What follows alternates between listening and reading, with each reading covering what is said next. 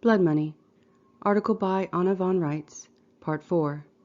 Additional Issues for the International Court of Justice. April 10th, 2021. What happens when indentured servitude is not enough to pay the bills of the British Empire? The answer to that question came in 1933. Slavery. This was announced by FDR in his first inaugural address. But again, in such veiled terms of art that the general populace would never recognize his use of the word consecration in its religious context, nor his invocation of a holy cause either. What he was telling us was that the Brits were selling the municipal citizens of the United States back to the Pope, a message that went over the heads of the audience then and still does today. Among those municipal citizens of the United States were all the United States corporations that had been formed from 1870 to 1930, a translation which was arranged by another bit of legalese known as the Diversity of Citizenship Clause, which redefined and expanded the meaning of U.S. citizen to include corporations. This, too, is more international fraud, because the 1870 Corporations Act was fraudulent on the face of it.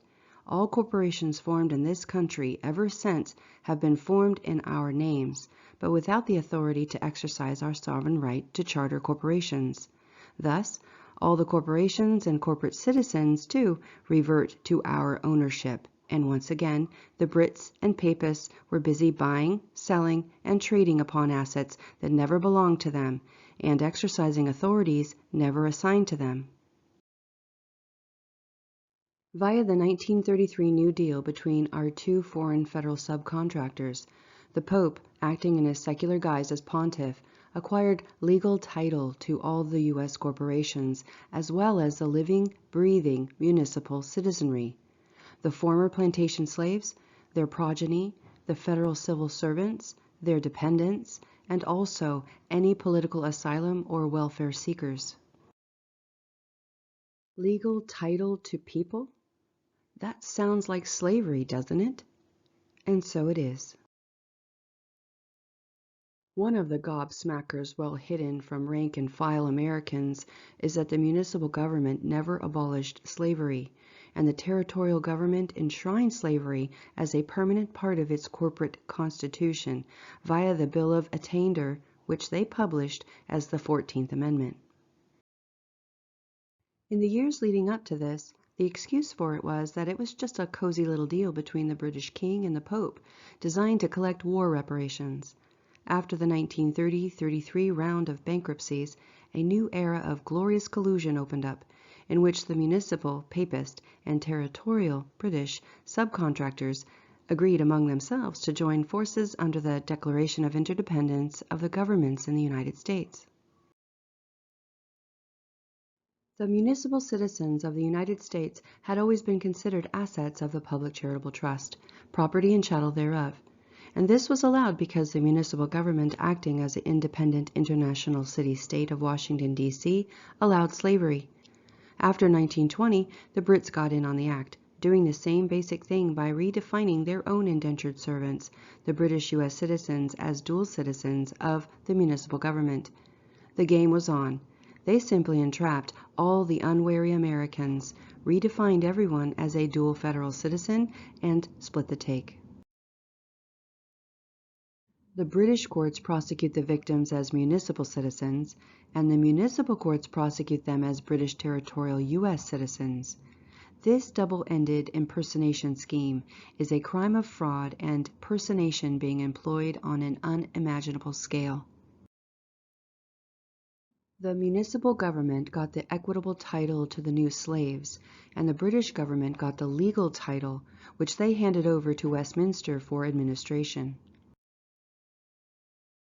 The Americans, who were never told a word about any of this, sailed on unaware of all the flagrant lies being told about them and about their purportedly absent government. Via this constructive fraud and political identity theft scheme, the proper names of millions of Americans were latched upon under conditions of deceit and non-disclosure, and copyrighted by the British Crown Corporation. One of the principal parts of the scheme was to back the currency system using the labor and intellectual property of the Americans, including the fiat Federal Reserve notes. The removal of the silver and gold standards then allowed a free hand for commodity rigging, including the ability to rig the money commodities themselves. As noted in the last article, you can't commit a crime of commodity rigging if the values of all commodities are unknown for a lack of a standard. Another principal part of this fraud was to seize upon the private property and assets of the Americans, under the pretense that they were municipal citizens of the United States, criminals and prizes subject to the 14th Amendment. Without our government acting to record the political status of our people, the Brits were free to presume what they liked, and so they did, liberally presuming that every American they saw was a municipal citizen of the United States, and subjecting them to the foreign law of their king's equity, meaning that everything belongs to the king, and the privateers he employs as hired jurists are entitled to a cut of the profits. In truth and in fact, this is a gross breach of trust, international treaty, and commercial contract, a contract from which the British principals have continued to benefit themselves and claim authority from, the actual territorial constitution, the Constitution of the United States of America. This famous agreement is the supreme law of the land, which all British sailors, including those who wear wigs, are obligated to honor, yet they have been in violation of Article 6, Article 4, and Amendment 11 with regard to their treatment of Americans for decades, and they have evaded their obligations by deliberate falsification of records, forced enrollments, unconscionable contracts, and other illegal activities on our shores. Here's an example of the viewpoint and assumptions of the British bar privateers forwarded to me this morning from a bar attorney in Tennessee. You may try to void all debts, but I have the pirate booty, and that is in estate futura and absentia abstracto, and therefore is outside the realm of reason. All currency is gold, and no fiat money accepted, as it is worthless and should be forwarded with haste to avoid the intemperate stain of the U.S. illegal tender. Your offer is now half revoked and half revived, with the revived portion transferred to the real person in being, Bill Lee, and not the false de jure person, Governor Bill Lee. This is done with all appurtenances and hereditaments there, and to belonging or in any way pertaining into the said trustee, its successors, or assignees, and fee simple forever. So let's examine this piece of self-interested doggerel offered by an actual privateer engaged in his trade on our soil in contravention of treaty, constitution, and commercial contract. Who is he privateering for? For the governor of Tennessee, but in his private capacity. The privateer has no respect for the office, that is, the person of Governor Bill Lee, but instead insists that the interest in the estate that he unto vests in Bill Lee in his private capacity as a real, that is, royal person in being, in other words, as a subject of the Queen. So, ultimately, he's a British privateer working for the Queen, and funneling the Queen's share of the illegal takings through Bill Lee, a British subject, who just happens to occupy the governor's office in Tennessee. If pushed, Mr. Bill will explain that he's, well, the territorial governor, and that the territorial government is standing in for us while we Americans are supposedly missing in action, absent in interregnum until now, when you can clearly see that we are all wide awake and very much present and accounted for. This whole scenario painted by the privateer makes no sense at all until you remember that the territorial U.S. Congress, acting on February 2, 1871, third session, chapters 62, 63, 64, 65, claimed to be the successor of all United States corporations and the property of all said corporations, and then combine that with the information provided above concerning the inclusion of corporations as citizenry of the United States under the so-called diversity clause. Here's what happens in actual life. The British territorial thugs operating under color of law grab a clueless American off the street, press gang him on paper, then remove him to international jurisdiction, impersonate him as a corporation, and define that corporation as a municipal citizen of the United States, so that they can claim to own him as property, a slave. They made so much money doing this that in 1921 they institutionalized it, so that they started stealing our identities while we are still babies in our cribs, and applying the same roster of criminal acts to us: kidnapping, press ganging, impersonation, unlawful conversion, and enslavement. Governor Bill is a Brit subject occupying an American de jure office, just like a cuckoo bird occupying a nest that doesn't belong to him. Put simply, he's a bagman for the Queen and has no right or reason to be occupying an American public office. He's impersonating an American governor, and that is a crime under our public law. And the same pattern repeats in all the other states. The privateer member of the British Bar is feeding Bill Lee the loot, minus a hefty reward commission for himself, of course, obtained from prosecuting the innocent American populace under these absurd and vicious constructive fraud schemes, and calling his boss, Bill Lee, the trustee. Trustee of what? He's the trustee of the British Territorial Foreign Citizen Trust that they created in the name of John Allen Parker, an American baby, in order to impersonate that American baby and subject him under the British law in contravention of the Constitution of the United States of America.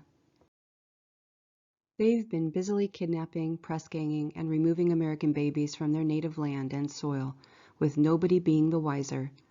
The fraud, identity theft, and impersonation is all accomplished on paper without the victim's knowledge, participation, or knowing consent. The same little gravy train is happening in all the other states and has been since 1868. These men and women are all engaged in criminal acts in contravention of our public law and international law too. Next, let's look at the Latin phrases and claims that the privateer makes about the pirate booty. The Latin quoted by the privateer is from a commentary by Thomas Aquinas on Galatians 3:13, which is in turn describing how Christ set us free from the curse of the law by becoming accursed himself. It's a backhanded apology for acting as the devil's henchman and dealing in lies, and accusing the American victim of being a pirate, municipal citizen of the United States, while engaging in piracy himself. More generally, he, the British bar attorney operating as a privateer under color of law on our shores, is referring to durante absentia, a Latin phrase meaning during absence, and refers to the administration of an estate in the absence of an executor. And this is connected to the purported absence of our government, which has been here, defrauded and misinformed by our employees the entire time.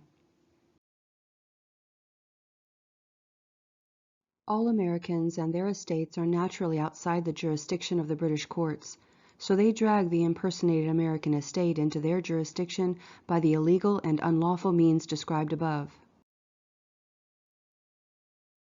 They then appoint one of their own court officers as an administrator durante absentia, and pillage the foreign estate in the absence of the actual lawful executor. This is the land version of salvage at sea, which is why he refers to the pirate booty.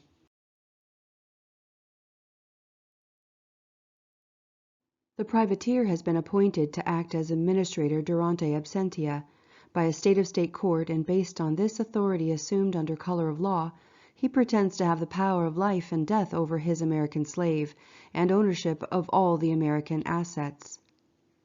And he does this in front of the living man who is actually his employer, a man who is owed his good faith and service, and this is done, moreover, while standing on the land and soil of this country, in violation of our constitutions, and while pretending that our government is absent.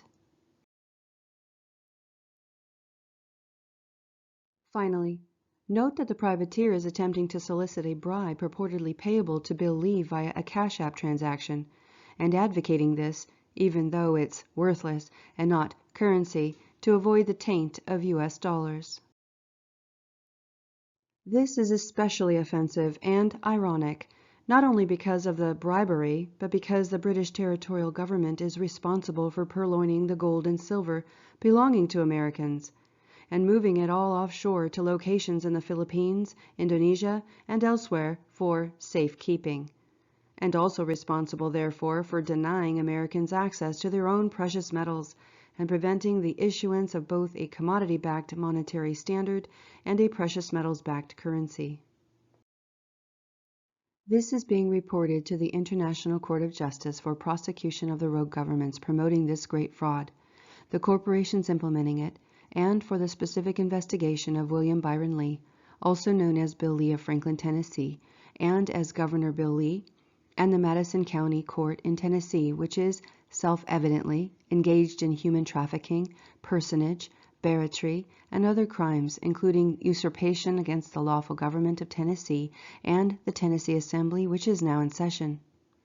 Also for prosecution of the administrators Durante Absentia appointed by the Madison County Court, all of whom are acting as executors de Santor, as unlicensed privateers and undeclared foreign agents on our shores. Definition of executor de Santor: a person who without legal authority assumes control of a decedent's property as if he were executor. This is only one particularly galling example of human trafficking, personage crimes and barratry, improper probate administration, probate fraud, pillaging, inland piracy, conspiracy against the constitutions of this country, evasion of contractual obligations, bad faith, fraud, racketeering under color of law, illegal mercenary activities on our soil, impersonation of American public officials, usurpation, unlawful conversion, violation of the Constitution of the United States of America, Article 6, 4, and Amendment 11, trespass upon our land and soil, armed robbery under color of law, impersonation of lawful court officials, and violation of both the Geneva and Hague Conventions. This filthy misadministration of these courts by the British Crown and by the municipal United States must be brought to an end, together with the false legal presumptions promoted by these secondary subcontractors. The principals must be held to account, and our assets must be returned to our own control without further misunderstanding or excuse. We rely upon the goodwill of the court and the international community to prevail upon the rogue interests responsible.